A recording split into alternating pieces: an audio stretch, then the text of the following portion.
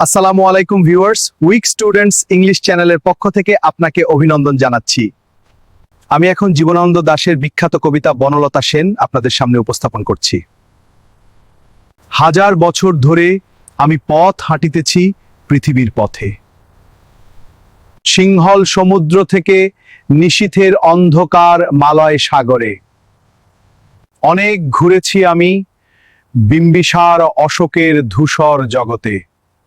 সেখানে ছিলাম আমি আরো দূর অন্ধকারে বিদর্ভ নগরে। আমি ক্লান্ত প্রাণ এক, চারিদিকে জীবনের সমুদ্র সফেন। আমারে দুদণ্ড শান্তি দিয়েছিল নাটোরের বনলতা সেন।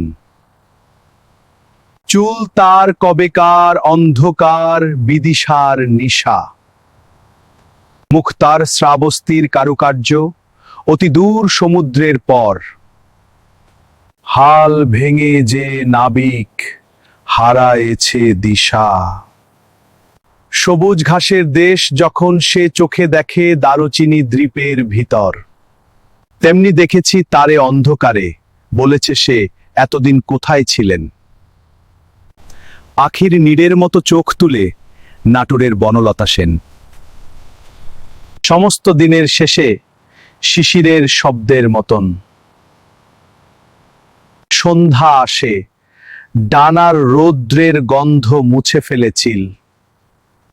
পৃথিবীর সব রং নিভে গেলে পাণ্ডুলিপি করে আয়োজন, তখন গল্পের তরে জোনাকির রঙে ঝিলমিল।